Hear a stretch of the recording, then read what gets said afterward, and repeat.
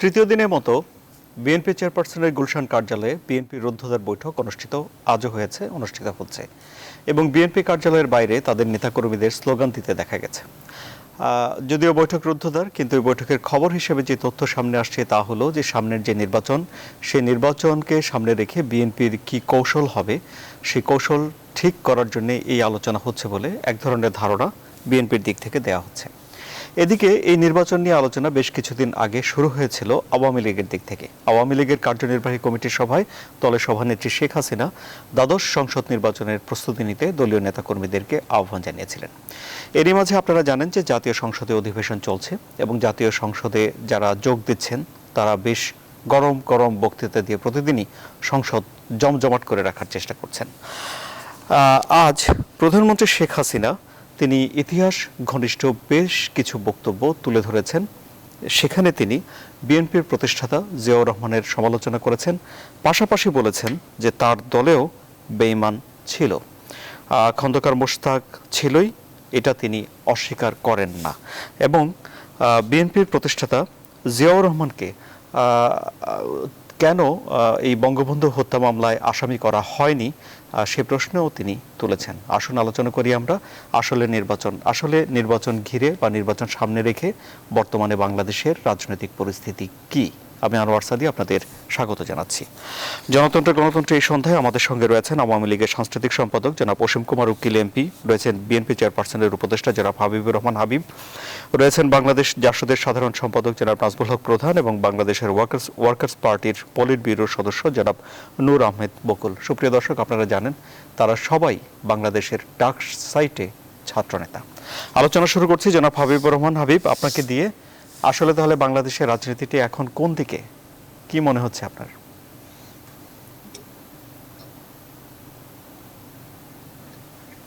জনাব হাবিবুর রহমান হাবিব, শুনতে পাচ্ছেন কি? হ্যাঁ, আপনাকে ধন্যবাদ।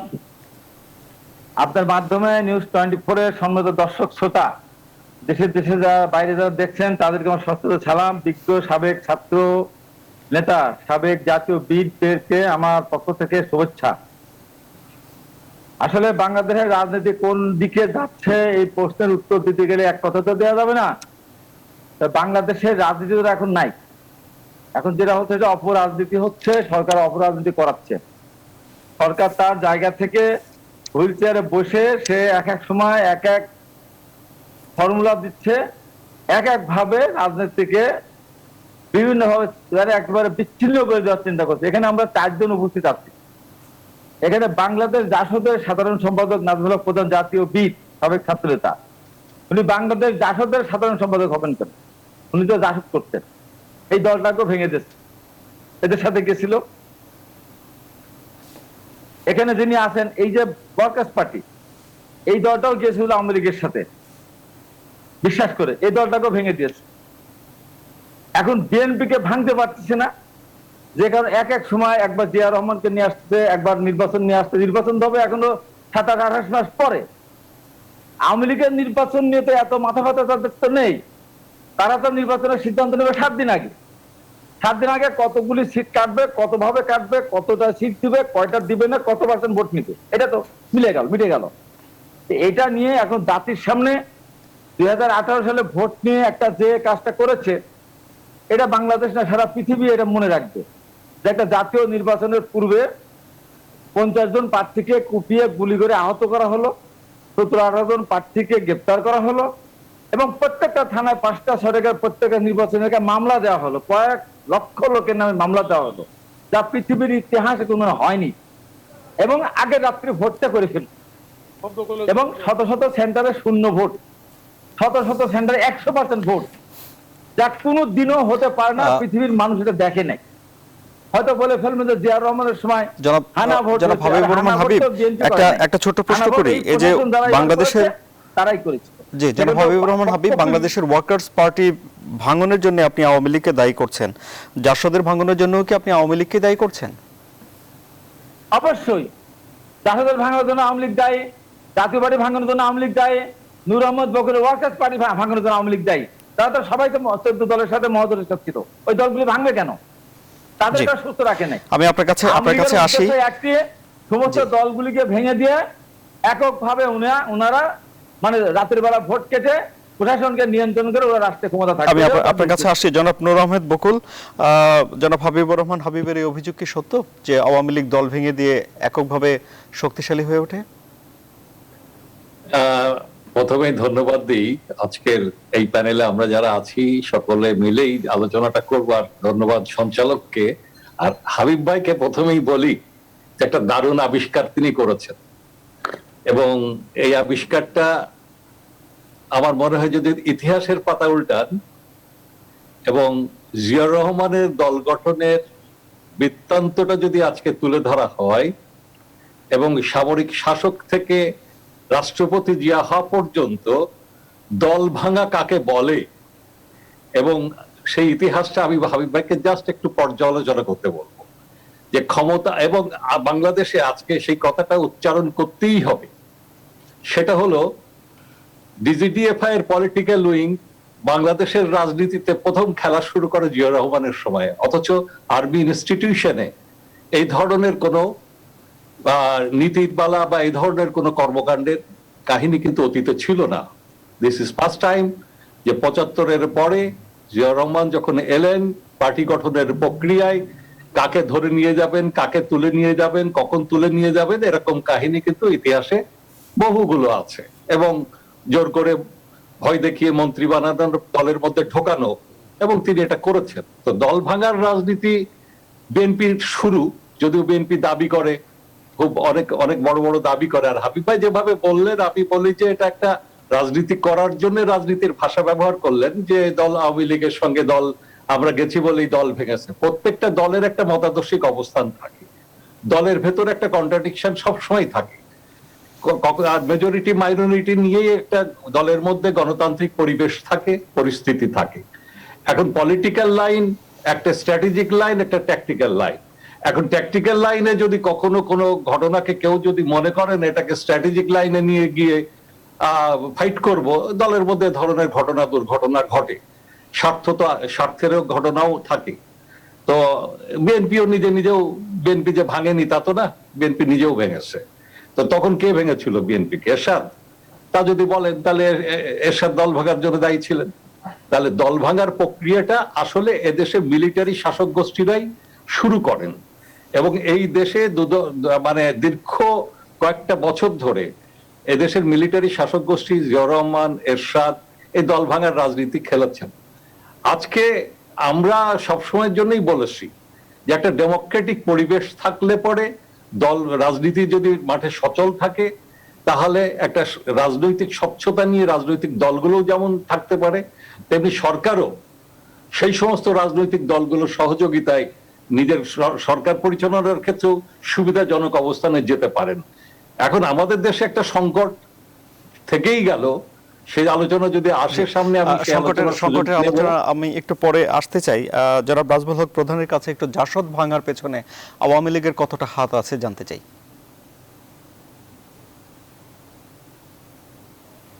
জনাব নাজমুল হক প্রধান, আপনি নিজেকে আনমিউট করে নিন।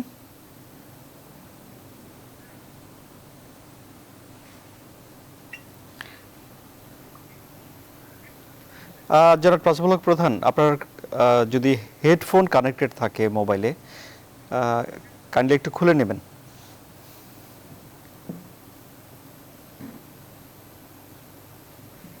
না, আমি তো প্রধান ভাই আনমিউট করেন। নাজমুল হক প্রধান, আপনার জন্য অপেক্ষা করছি। কথা শোনা যাচ্ছে? হ্যাঁ, শুনতে পাচ্ছি, বলুন।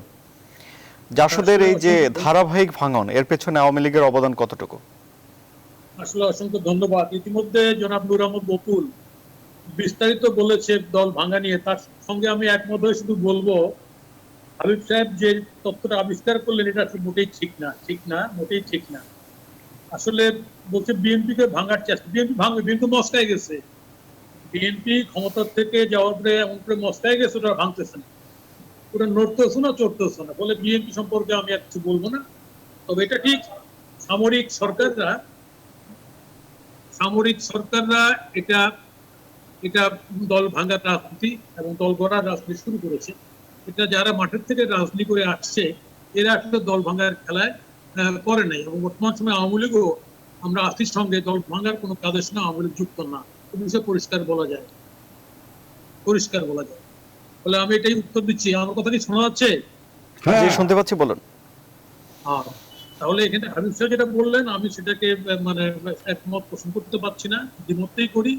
এবং বকুল সাহেবের কথার সঙ্গে একমত পোষণ করে আমি শুধু বলবো, বাংলাদেশের ইতিহাসে যারা ক্ষমতায় থেকে দল গঠন করার কাজটা করছে অবৈধভাবে, এরাই দল ভাঙার কাজটা শুরু করেছে, এবং রাজনীতির নেতাদেরকে ভাগানো, ক্ষমতা দিয়ে, অর্থ দিয়ে, বৃত্ত দিয়ে, লোভ দেখি করার চেষ্টা করেছে। কোন রাজনৈতিক অঙ্গনে এখানটায় বড় দল আওয়ামী লীগ, এখানটায় মানে জন্ম থেকে আওয়ামী লীগ এইভাবে দল থেকে ভাগিয়ে কাউকে নেওয়ার চেষ্টা ক্ষমতা থেকে করে নাই, এটাই আমার জানা, এবং এটাই ইতিহাসে স্বীকৃত বিষয়। ধন্যবাদ। জি, আপনার কাছে আমি আবারও আসবো।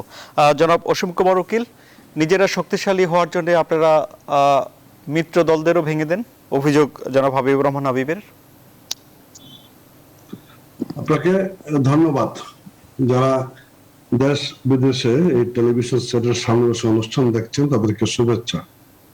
সহ আলোচক বন্ধুবর হাবিবুর রহমান হাবিব, নূর আহমদ বকুল, আজমুল হক প্রধানদের স্বাগত। বাংলাদেশ ছাত্রলীগের সাবেক সভাপতি হাবিবুর রহমান হাবিব যা যা বলেছেন এর উত্তরে নূর আহমদ বকুল এবং আজমুল হক প্রধান বলেছেন, এটাকে আর আমি মানে যোগ করতে চাই না নতুন করে কিছু। যেটুকু বলেছে এটুকু ধরে আমরা অগ্রসর হই। আমি ভাবছিলাম এটা সুন্দর আলোচনার টেবিলে আমরা বসেছি, সামনের দিকে এগিয়ে যাব।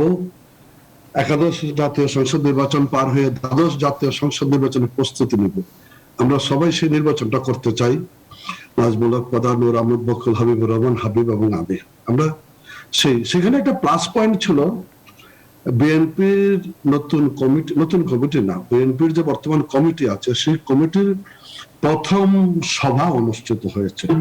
আজকে তৃতীয় দিন, একদিনে এত বড় কমিটি নিয়ে মিটিং করাটা খুব ডিফিকাল্ট ছিল, বিজ্ঞানসম্মত নয় বিধায় ফেজ বাই ফেজ করেছে, এটা হতেই পারে। একই এরা তৃতীয় তিনটা ধাপে যখন বৈঠক করছে বিএনপির ভারপ্রাপ্ত চেয়ারম্যান প্রবাসী তারেক রহমান যখন সবাইকে নির্দেশ বলে দিচ্ছে, উপদেশ দিচ্ছে, তখন একটা বিএনপি নেতা কর্মীদের মধ্যে একটা লক্ষ্য করেছি, প্রাণ চাঞ্চল্য লক্ষ্য করেছি রাজনীতিতে। সেটা একেবারেই নেক্সট জাতীয় সংসদ নির্বাচনকে ঘিরে সকলের প্রস্তুতিটা। সেই জায়গাতে একটা সুন্দর আলোচনা হবে ভাবছিলাম, কিন্তু আমি দেখছি আমার বন্ধুবর হাবিবুর রহমান হাবিব সে একাদশ জাতীয় সংসদ নির্বাচন বিশ্লেষণে ব্যস্ত। আমি দ্বাদশ জাতীয় সংসদ নির্বাচনে অগ্রসর হবো কি করে? আমরা তো মানে আগামী নির্বাচন যেটা দ্বাদশ জাতীয় সংসদ নির্বাচন, সেই নির্বাচনটাকে নিয়ে কথা বলতে চাই। কিন্তু একাদশ জাতীয় সংসদ নির্বাচন নিয়ে যদি এখন আলোচনা করতে হয়, আলোচনা করতে পারে, কিন্তু আমার কাছে মনে হয়েছে সামনের দিকে আগানো দরকার। আর আরেকটা জিনিস আমার স্পষ্টতই হাবিবুর রহমান হাবিবের বক্তব্যের মধ্যে মনে হয়েছে, বিএনপির শীর্ষ দ্বিতীয় ক্ষমতাধর ব্যক্তি তারেক রহমানকে ঘিরে তাদের যে মিটিং চলছে, সেই মিটিং থেকে কোনো আশার আলো আসে। তাই তো হাবিবুর রহমান হাবিবের প্রতিটি কথায়, প্রতিটি পদক্ষেপে দেখে মনে হচ্ছে হতাশার সাগরে নিমজ্জিত জনাব হাবিবুর রহমান হাবিব। তবু এগিয়ে যাবে দল, আমরা প্রত্যাশাবাদ ব্যক্ত করছি। অনাগত দিনগুলি, সামনের দিনগুলি, আজকে পার্লামেন্টে আলোচনা হয়েছে, নির্বাচন সামনে হবে, বিষয়গুলি নিয়ে এই আলোচনাগুলি থাকবেও বিএনপির প্রতিষ্ঠাতাকে ঘিরে, যেটা যে দল ভাঙ্গার রাজনীতি, দল গড়ার রাজনীতি, সেক্ষেত্রে বিএনপির ভূমিকা, অবদান, এটা এই রাস্তাটা খোলা ছিল বলে তো হাবিবুর রহমান হাবিব বিএনপিতে যেতে পেরেছে, যোগদান করতে পেরেছে। জনাব অসীম কুমার উকিল, জনাব হাবিবুর রহমান হাবিবের বিএনপিতে যোগদানকে আপনি দল ভাঙার অংশ মনে করেন? এটা দেখেন, এই আলোচনাটা যদি যায় আর কি, প্রথমে এখানে অনেক কিছু আছে, সেগুলো একেবারে ব্যক্তিগত পর্যায়ে টানাটানি যাবে। তো আমি একদম মোটা দাগে একটা জিনিস বলি, এখানে কোনো আদর্শিক বিষয় ছিল না, প্রত্যাশা প্রাপ্তির মিলনের দাগাই ছিল, এটা একদম মোটা দাগে বলছি। আর ইন ডিটেলস আমরা নাইবা গেলাম। আমি আবার আপনার কাছে আসবো। জনাব হাবিবুর রহমান হাবিব, মিটিং থেকে আশার আলো আসেনি, তাই আপনারা এখন হতাশার সাগরে আছেন বলছেন অসীম কুমার উকিল এমপি, কি বলবেন আপনি? মিটিং তো আমাদের হলো, আমাদের মিটিং এর খবর তো আমার প্রিয় বন্ধু বলে যিনি উনি বলেছেন তো আমিও বন্ধুই বলি আজকে, আজীবন ভাই ছিলাম, হাবিব ভাই ছিলাম, আমার বন্ধু হয়ে গেলাম, ভালো কথা। তো আমার সেই বন্ধুকে বলতে চাই, মিটিং এ তো বসেছিলাম আমরা, উনি তো ছিলেন না মিটিং এ। তো মিটিং এ হতাশা ব্যক্ত হয়েছে না আশার আলো ব্যক্ত হয়েছে, সেটা তো ওনার জানার কথা, এই জানার কথা আমার। আমাদের মিটিং থেকে আমাদেরকে বলা হয়েছে আমাদের মিটিং শেষ হলে দলের পক্ষ থেকে ব্রিফ করা হবে যে আমরা কি বিষয়ে আলোচনা করেছি, যে কারণে আমরা কেউই কোনো মিডিয়ার সাথে আমরা কথা বলিনি। মিডিয়ার সাথে কথা বলার পরে তখন বোঝা যাবে। আর এখানে একটা জিনিস যেটা আমার ভাই নূর মোহাম্মদ বকুল মাগরেবি, আমি মানে আমরা ওই মাগরিবিটা ক্লিয়ার করেন, এটা বারবার ওই আদানের সময় পড়ে যেত বকুল ভাইয়ের, এই বলতে বলতে আর কি যতবারই বক্তা করে বকুল ভাইয়ের আদান পড়ে যায়, মাগরিবি নাম মাগরিবি নাম আছে। আর প্রধান ভাই তো আসেনি, আন্দোলনের সময় মার খেয়েছেন 2 বার। অসীম কুমার উকিল এখন একটা আন্দোলন করেছি। আমি যে কথাটি বলতে চাই সেটা হলো আমার 2 ভাইয়ের বক্তব্য আমি শুনেছি যে বিএনপিকে দল ভাঙার কথা বলা হচ্ছে, সামরিক শাসনের কথা বলা হচ্ছে। যে একটা দুঃখের কথা বলতে হবে যে স্বাধীনতা যুদ্ধ শেষে এসে কিন্তু এই আজকে প্রধান ভাই সহ সব একসাথেই আওয়ামী লীগ ছিল, ছাত্রলীগ ছিল, সেখান থেকে কিন্তু আওয়ামী লীগের আমলেই জাসদ ভাগ হয়ে গেছে, ছাত্রলীগ ভাগ হয়ে গেছে, যে কারণে দেশের এই দুরবস্থা সৃষ্টি হয়েছে বলে আমি অন্তত মনে করি। আর আমি বলেছি যে আওয়ামী লীগের সাথেই যেহেতু বকুল ভাইয়ের দল গিয়েছিল, প্রধান ভাইয়ের দল গিয়েছিল, সেই দলে থাকা অবস্থায় মানে জোটে থাকা অবস্থায় এমন কি দেশি বিদেশি নীতি আদর্শ নিয়ে দ্বন্দ্ব আমি জানি না, এই দল দুটা ভাগ হয়ে গেছে, সেই কথা আমি বলছি। জাতীয় বডি ভাগ হয়ে গেছে, বিএনপির সাথে এসে বিএনপি থাকাকালীন সময় ভাগ হয়ে গেছে, এমন তো ঘটনা আমার মনে হয় ঘটেনি। গেল এখন অসীম কুমার উকে যে কথাটা আমার ক্ষেত্রে বারবার বলার চেষ্টা করেন, যেখানে আদর্শ নেই, ভাগাভাগি নাই, একটা কথা আমি তো স্মরণ করিয়ে দিতে চাই যে আমি কিন্তু ক্ষমতাসীন দলে যোগদান করিনি। আমি কিন্তু বিএনপি যখন রাষ্ট্রীয় জি শুনতে পাচ্ছি, বলুন। 30 মার্চের এই জনতা মঞ্চের সভাপতি কিন্তু আমিই করেছিলাম। ওই মঞ্চটা, জনতার মঞ্চটা নামটা আমি দিয়েছিলাম, শুরু আমিই করেছিলাম। আমিই বলেছিলাম যে বিএনপি ক্ষমতা যাবে না, এটা আমি জেনে শুনে কিন্তু ক্ষমতার মোহে কিন্তু যাই নাই। ক্ষমতার মোহে গেলে তো ফিরে আসতে পারতাম, অনেকবারই ফিরে আসতে পারতাম, আমি তো ফিরে আসি নাই। জি আমি আপনার কাছে আমি কারো ব্যক্তিগত জিনিসের কথা বলতে চাই না। আমার বাসায় তো আগে আসতেন, ছাত্রলীগ যখন প্রেসিডেন্ট আমি ছিলাম না, তখন হয়েছে তখনও আসতেন, এখনো আসেন, আমার ওই অবস্থা কিন্তু আছে। জি এখনো আমার বাসায় 6 তলা বাসায় থাকি, আমার বাসায় লিফট নাই, 6 তলা বাসায় হেঁটে উঠি, আমার বাসায় কিন্তু এসিও নাই। আমি যদি লোভে পড়ে যেতাম ভাইয়া, তাহলে অন্তত বাসায় আমার অসুস্থ বউ সারা রাত পাখায় দিয়ে বাতাস ছটফট করে গরমে, একটা এসি নাই আমার বাসায়, হাবিবের বাসায়। অতএব নীতি বিক্রি করে আমি এখানে যাই নাই। হ্যাঁ বলতে পারেন ওইটা একটা সময় প্রতিবাদ করেছি, এটা আমার রাইট। আমি জনগণের অধিকারের জন্য যখন প্রতিবাদ করি, এখানে আমার প্রতিবাদ করার রাইট আছে। আজকে যে কথাগুলো আমি বলি, আমি ইতিহাসের বাইরে কোনো কথা বলি, একটি কথা বানিয়ে বলি না।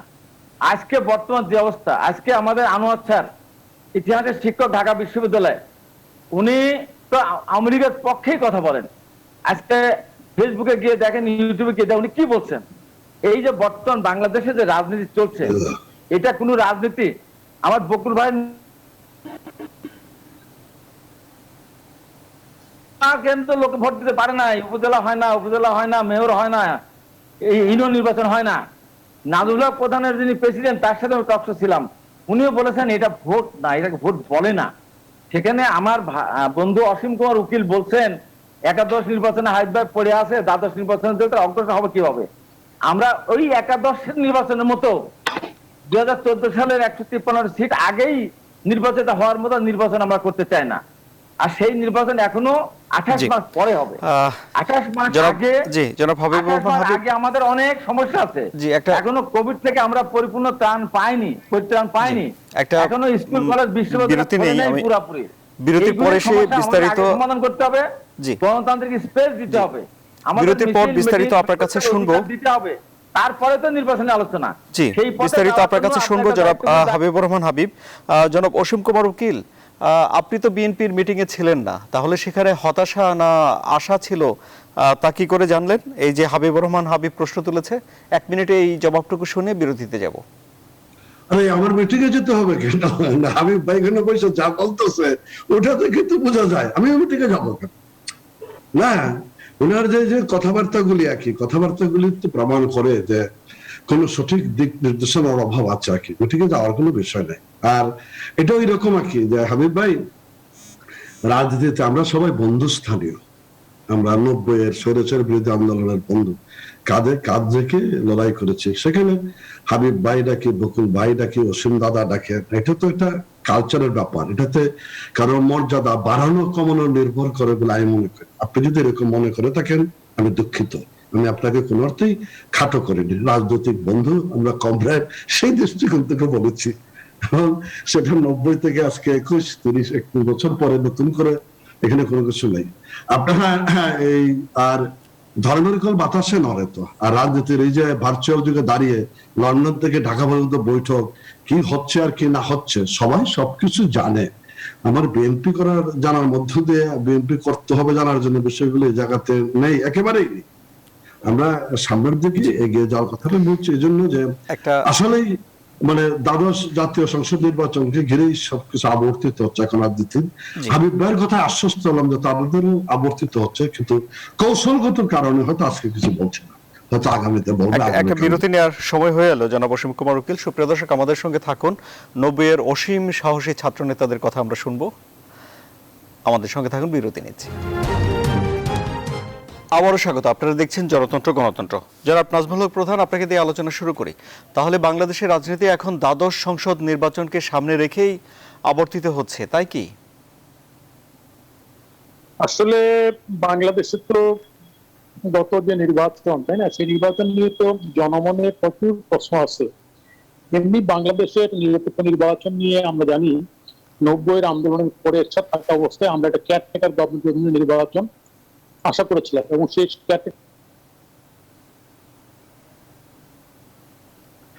উনিও শরিক ছিলেন কেয়ারটেকার গভর্নমেন্ট আন্দোলনে। এবং 90-তে যে কেয়ারটেকার হলো তার নির্বাচনটা হলেও তখন সূত্রকার চুক্তি স্থলকারী এসব কথাবার্তা এসেছিল, তারপরে সবাই মিল নিয়েছিল। 90-এর পরে বর্তমান সরকার প্রধান বঙ্গবন্ধু কন্যা শেখ হাসিনা আবার আন্দোলন করলেন যে আরো কেয়ারটেকার গভর্নমেন্ট আরো বেশি সুন্দর হওয়া উচিত ইত্যাদি ইত্যাদি, বা আরো বেশি নিরপেক্ষ হওয়া উচিত। এবং সে আন্দোলন করে বিজয় করে একটা কেয়ারটেকার গভর্নমেন্টের অধীনে উনি নির্বাচিত হলেন। উনি 96 থেকে 100 থাকার পরে উনি কেয়ারটেকার গভর্নমেন্টের অধীনে নির্বাচন করে উনি পরাজয় করে উনি বিদায় নিলেন। এরপরে যে বিএনপি জামাতের যে জোট সরকার ক্ষমতা এলো, তারা এসে কিন্তু কেয়ারটেকার গভর্নমেন্টের 12টা বাজিয়ে দিলেন। এবং আমরা জানি হুট করে যার নর্মাল কেয়ারটেকার গভর্নমেন্ট নিয়ম অনুযায়ী যার কেয়ারটেকার গভর্নমেন্টের প্রধান হওয়ার কথা ছিল, সে না হয়ে তাদের নির্দিষ্ট লোককে কেয়ারটেকার গভর্নমেন্ট প্রধান করার জন্য বয়স বাড়িয়েছিলেন হঠাৎ করে। এবং জনমনে এই প্রশ্নটা উঠেছিল, এবং সেই আন্দোলনে সেই কেয়ারটেকার গভর্নমেন্টকে বাদ দিয়ে হঠাৎ করে ইয়াজউদ্দিন সাহেব প্রেসিডেন্টের সরাসরি দায়িত্ব গ্রহণ করেন কেয়ারটেকার গভর্নমেন্ট, এবং তার নির্বাচন করা সম্ভব হয়নি। আমরা জানি 111 হয়েছিল। বিএনপি সেই কেয়ারটেকার গভর্নমেন্টের অবস্থাটা মানে প্রশ্নবোধক করে তুলেছিল, যার কারণে খালিদ আফসার যে বিচারপতি ছিলেন ওনার সময় উনি যে রায়টা দিয়েছেন, সেই রায়ে কিন্তু উনি কেয়ারটেকার গভর্নমেন্টকে এক প্রকার নাকচই করে দিয়েছে। যদিও নিরপেক্ষ নির্বাচন হওয়ার প্রশ্নে বাংলাদেশে কখনোই দলীয় সরকারের অধীনে নির্বাচনটা সুষ্ঠু হয়নি, এই কথা কিন্তু সবাই বলেছে। আমরা জানি সে কেয়ারটেকার গভর্নমেন্টের অধীনে নির্বাচন হয়ে কোর্টের রায়ের কারণে বর্তমান প্রধান শেখ হাসিনা নির্বাচন করছেন। একটা 14 সালের নির্বাচনে বিএনপি আর নির্বাচনে এলো না, ফলে একতরফা নির্বাচন হলো। সেই নির্বাচনে আমিও পার্লামেন্ট ছিলাম, যদিও আমার এলাকায় ভোট হয়েছিল, ভোটের মাধ্যমে হয়েছিলাম। এরপরের যে নির্বাচন গত যেটা হলো একাদশ সংসদ, সেই নির্বাচনে কিন্তু এটা সত্যই বলতে হবে যে নির্বাচনটা মানে নির্বাচন রাত্রিবেলায় সম্পন্ন হয়ে গেছে। ফলে জনগণও বুঝতে পারছে খুব পরিষ্কার যে রাত্রেবেলায় ভোটটা সম্পন্ন হয়ে গেছে, এবং ফলে অপোজিশন কি সিট পেয়েছে এটা আমরা সবাই জানি। এরকম নির্বাচন বাংলাদেশে কাঙ্ক্ষিত ছিল না। আজকে আমরা জানি যে সরকার 3 বছর অতিক্রম করতেছে, আর 2 বছর পরে সরকারকে নির্বাচন শেষ করতে হবে। ইতিমধ্যে সরকারের পক্ষ থেকে আগাম নির্বাচন আবার দেওয়া হয়েছে, করবেন না জানি না, দেওয়া হয়েছে। আগাম নির্বাচনের আভাস পেয়েছেন আপনি? আগাম কতদিন আগে? হ্যাঁ, সরকারের পক্ষ থেকে বলা হয়েছে নির্বাচনের জন্য প্রস্তুতি নেওয়ার জন্য। আচ্ছা, এবং মনে হয় যে সামনের বছরই তারা নির্বাচন করবে, এরকম বলা হয়েছে। বিএনপির পক্ষ থেকে বলা হয়েছে আমরা বর্তমান সরকার নির্বাচন করব না। আমি খুব পরিষ্কার বলতে চাই যে কেয়ারটেকার গভর্নমেন্টের অধীনে নির্বাচন যেমন বিএনপি প্রশ্নবোধক করে তুলছে, গত নির্বাচনটা দলীয় সরকারের অধীনে আওয়ামী লীগ এত প্রশ্নের জন্ম দিয়েছে যে এরকম দলের অধীনে নির্বাচন হওয়ার কোনো ক্রমেই সম্ভব না।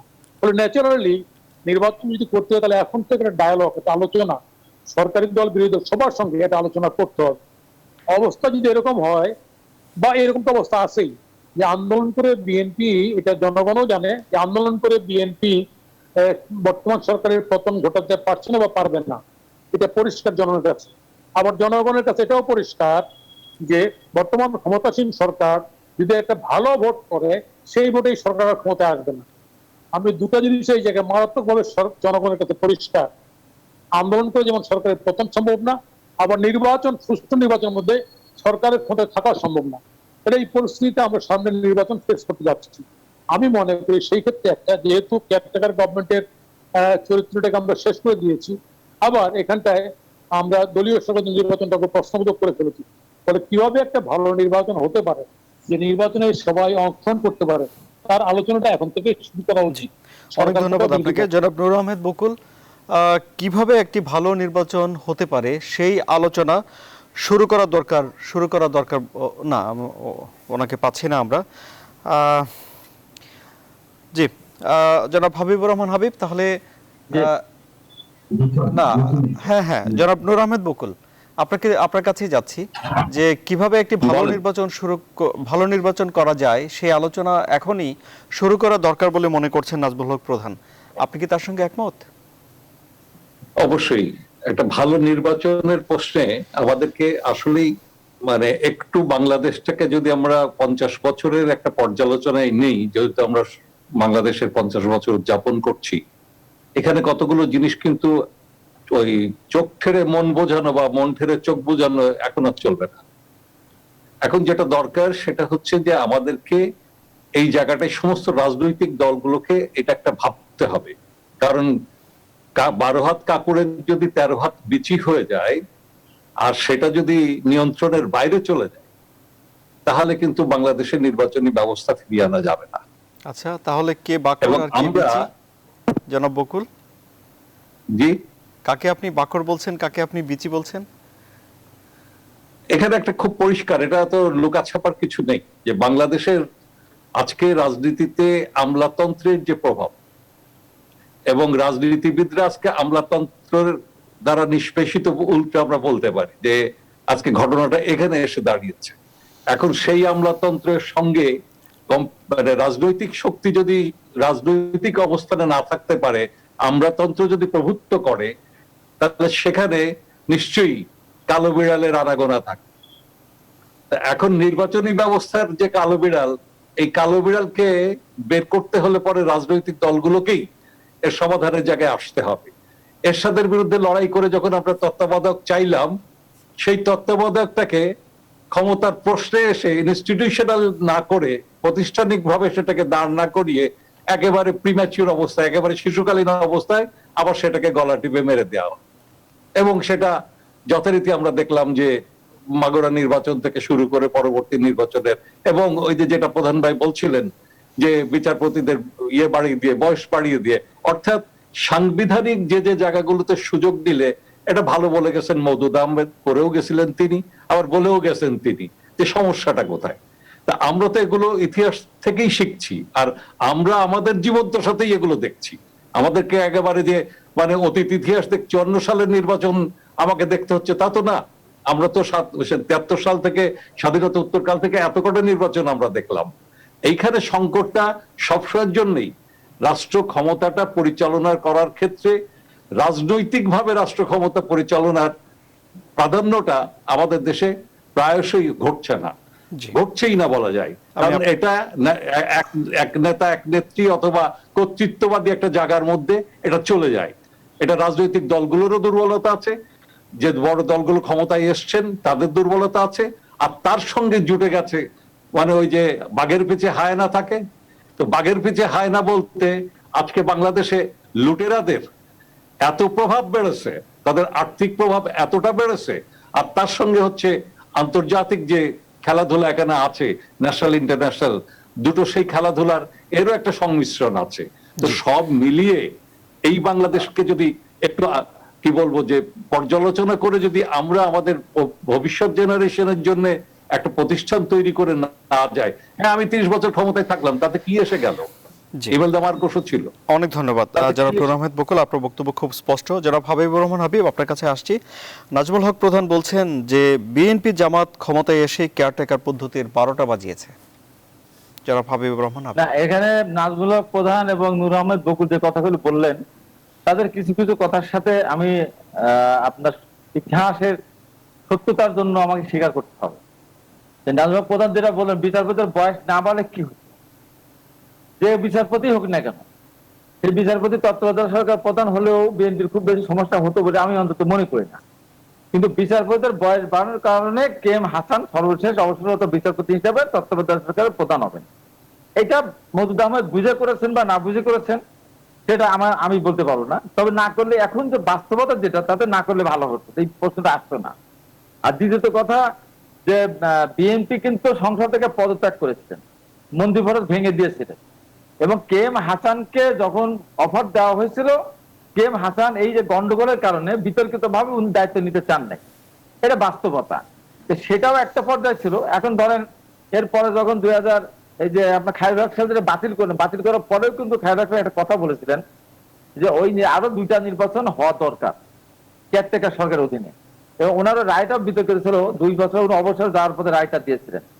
এখন প্রধান ভাই যে কথাটা বললেন যে বিএনপি তছনছ করে দিয়েছে, এক অর্থে বললে এক বালতি দুধের মধ্যে 1 চুনা পানি পড়াও যায়, 1 কেজি পানি 1 কেজি চুনা দেওয়া যায়, 1 ছটা চুনা দেওয়া তাই। তো বিচারপতিদের বয়স না বাড়লে আওয়ামী লীগ এই কথাটা সামনে নিয়ে আসতে পারতো না, হয়তো তখন আন্দোলন করতো না, তাতে ভালো হতো। কিন্তু সংসদ থেকে পদত্যাগ করেছেন, এখন এই সমাধান কি?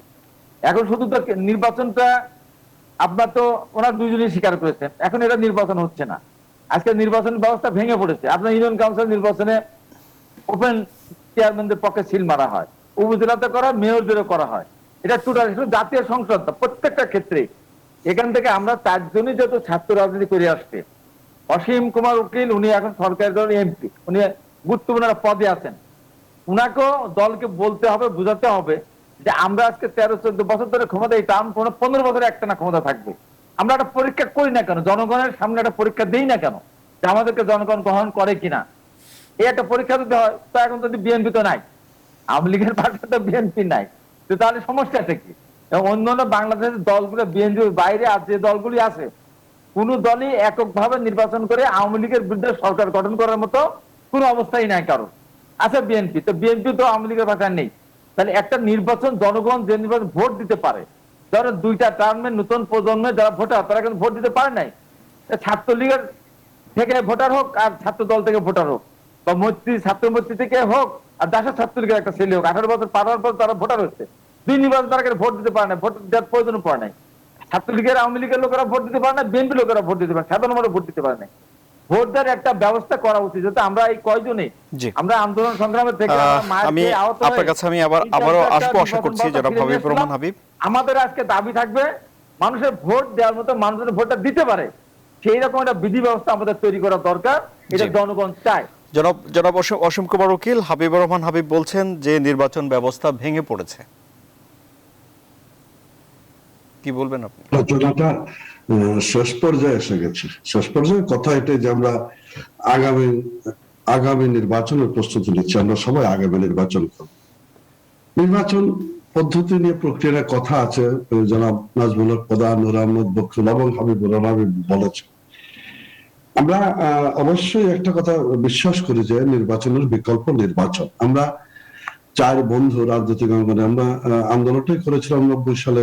লক্ষ্যটাই ছিল যে রাতের আধারে ক্ষমতার পালাবদল নয়, ভোটাধিকারের ভিত্তিতে ভোটার প্রয়োগ করার মধ্য দিয়ে আমরা সামনের দিকে এগিয়ে যাবো। ট্রান্সপারেন্ট ব্যালট বাক্স, ভোটার ফেক ভোটার লিস্ট ছিল, ভোটার আইডি কার্ড তৈরি করে দিয়ে এগুলোকে ফ্ল্যাশ করা, এরকম ট্রান্সপারেন্ট ব্যালট বাক্স, এরকম অনেক কিছু বিষয়ে আমরা অগ্রসর হয়েছি। আমাদের দিক থেকে এই সার্চ কমিটি গঠন প্রক্রিয়ার মধ্যে দিয়ে একটা নির্বাচন কমিশন গঠনের জায়গাটা তৈরি হয়েছে। তারপরেও আজকের দিনে দাঁড়িয়ে এই কথাটা সত্য যে সামগ্রিকভাবে কোনো পদক্ষেপেই সকলকে সন্তুষ্টির জায়গায় আনতে পারেনি। অর্থাৎ কথাটা ঘুরিয়ে বললে যে নির্বাচনী ব্যবস্থা নিয়ে কাজ করা দরকার। আমি অবশ্যই চাবো দলীয় সরকারের অধীনে নির্বাচন হোক, সেখানে ত্রুটি বিচ্যুতিগুলো কি আছে এটা দেখা যাক।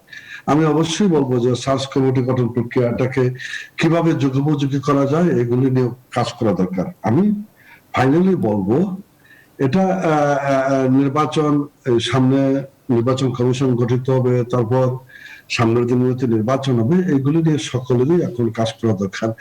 যেটা আমি শুরুতে বলছিলাম যে একাত্তর জাতীয় সংসদ নিয়ে গবেষণা হবে ভাই, ডপ দিতে হবে, এটা বেসিস রাখলেন, আলোচনায় রাখলেন, কিন্তু সামনের দিকে আগাইতে হবে। আমি তো সামনে নির্বাচনটা কিভাবে করব সেটা আমি কাজ করছি, আমরা কাজ করছি, আমার দলের উপরে কাজকর্ম করছি। আমরা সামনের নির্বাচনটা নিঃসন্দেহে পার্টিসিপেটরি করতে চাই। আমরা সামনের দলটাতে আরো এগিয়ে যেতে চাই, সকলের কাছে গ্রহণযোগ্য একটা নির্বাচন দাঁড় করাতে পার্টিসিপেটরি চাই। শব্দ দিয়ে আপনি কি বোঝাতে চাচ্ছেন জনাব অসীম কুমার? সকল দলের অংশগ্রহণ একটা নির্বাচন, এবং স্পেশালি আমরা যারা এখানে আছি, দলের পাশাপাশি জনগণ যেন ভোটটা দিতে পারে। অসীমটা এই আমরা কারণে আগামী এখানে যারা আছি আর কি, আমরা সবাই নির্বাচন করবো, আমরা সবাই দাঁড়াবো, এবং আমরা সবাই অন্যদের মতো বলবো না। আমরা যেহেতু ছাত্র রাজনীতি করে আসছি, আমাদের ভাষাটা একটু এরকম হবে যে সবাই যেন ভোট দিতে পারে। একটু ধৈর্যচ্যুতি ঘটতেছে আমি ভাই, না, আমি আপনাকে শেয়ার করতেছি। না না, আমরা খুব ধৈর্য সহকারে আপনার বক্তব্য গুলি, না, আপনার বক্তব্য কাউন্টার করতেছেন না। আমি আপনি যেহেতু সরকারি দলে, তো এই জন্য বলতেছি যে ছন্দপতন ঘটে, বেশি, আমাদের চেয়ে বেশি ছন্দপতন ঘটে, নিঃসন্দেহে সরকারি দলের দায়িত্ব বেশি, কিন্তু সবারই দায়িত্ব আছে, আমি সেটা বলতে চাইতেছি। আমি বলছি তো যে নির্বাচন, আমরা সার্চ কমিটি যথেষ্ট নয়, এটা আমাদের একটা পদ্ধতি, আপনারা একটা পদ্ধতি আবিষ্কার করেন, এখনই আপনাদের কেন্দ্রীয় কমিটি মিটিং এ বসে আগামী নির্বাচন নিয়ে কথা বলেন, কিভাবে মানে নতুন কোন পদ্ধতিতে অগ্রসর হলে সকলের কাছে গ্রহণযোগ্য নির্বাচনটা করা যায়, সেটা নিয়ে কথা বলেন। কথা বলতে তো শুধু, আর আমরা যখন তত্ত্বাবধায়ক সরকারের দাবিতে আন্দোলন করেছি। একটা ছোট্ট প্রশ্ন করি, আপনি এই যে বিএনপি কে পরামর্শ দিচ্ছেন দলের ভিতরে আলাপ আলোচনা করতে, তারা ধরেন আলাপ আলোচনা করে একটা সিদ্ধান্তে পৌঁছালো, তখন সেই সিদ্ধান্ত কি আপনাকে জানাবে? আপনি কি আওয়ামী লীগের পক্ষ থেকে এই আহ্বান জানাচ্ছেন তাদেরকে? সরি, আমি হাবিবুর রহমান হাবিবকে কোনো পরামর্শ দিচ্ছি না, এটা তো আলোচনার টেবিল আলোচনা করছে। এত বড় বিজ্ঞ মানুষ আমি হই নাই যে আমি হাবিবুর রহমান হাবিবকে পরামর্শ দেবো, সেটা না। আমরা এটা বন্ধুরা একটা আলোচনা করছি, এটা হতে পারে। আর যে জায়গাটা বলতে চাচ্ছেন, আমরা তত্ত্বাবধায়ক সরকারের কনসেপ্ট নিয়ে আন্দোলন করেছি, জনমত তৈরি করেছি, আন্দোলনে সাকসেসফুল হয়েছি। নিঃসন্দেহে জনমত সংগঠিত করবে তাদের পদ্ধতির পক্ষে, তাদের প্রক্রিয়ার পক্ষে, তাদের দেখানো রাস্তার পথে মানুষকে সংগঠিত করবে, যে সংগঠন, যে সংগঠিত হওয়ার শক্তির সাথে একসময় হয়তো নূর আহমদ বকুল সুর মিলাবে, নাজমুল করিম সুর মিলাবে, সবাই সুর মিলাবে, আমিও সুর মিলাবো না, আমি কিন্তু তা বলছি না, কিন্তু সেটা তো মানে সবাই মিলে কাজ করতে হবে, সমস্ত দায়িত্ব অসীম কুমার উকিলের। আমি শুধু বলবো যে করতে হবে করতে হবে, আমি বলবো যে মানি না মানবো না, এই জায়গা তো নাই। এগুলো আমরা নির্বাচন প্রক্রিয়ায়, গত নির্বাচনটাও পার্টিসিপেটরি হয়েছিল, বিএনপির কৌশলগত কারণে হোক, জোটবদ্ধতার মধ্যে কিছু সংকট থাকার কারণেই হোক, এক সিটে 3 জন 4 জন 5 জন দেওয়ার কারণেই হোক, এটা ঘুরবেট লাগাইছে। কিন্তু বিএনপি যখন মির্জা ফখরুলের নেতৃত্বে ডক্টর কামাল হোসেন, না মাহমুদুর রহমান মান্না, আসম আব্দুর রবরা এক পঞ্চ দাঁড়ালো, তখন কিন্তু সারা দেশে বিএনপির কর্মীরা অনুপ্রাণিত হয়েছিল। শুধু উপর থেকে নিচের দিকে তাকায় দেখে জামাত, এটা দেখে অনেকে ভয় পেয়েছে, জায়গাগুলো তৈরি হয়েছিল যে কোনো মেরুকরণ হতে পারে। এবং এটাই বলছি যে নির্বাচনের বিকল্প নির্বাচন, আমরা সবাই নির্বাচনের প্রক্রিয়া বিশ্বাসী, গণতান্ত্রিক কাঠামোকে শক্তিশালী করার প্রক্রিয়া বিশ্বাসী, পার্লামেন্ট হবে সকল আলাপ আলোচনার কেন্দ্রবিন্দু, নির্বাচন কমিশনকে শক্তিশালী করা এখন আমাদের সকলের লক্ষ্য। আর সময় নিয়ে অনেক ধন্যবাদ আপনাদেরকে। সুপ্রিয় দর্শক, আরো খবর ও বিশ্লেষণ জানতে আপনারা ভিজিট করুন www.news24bd.tv।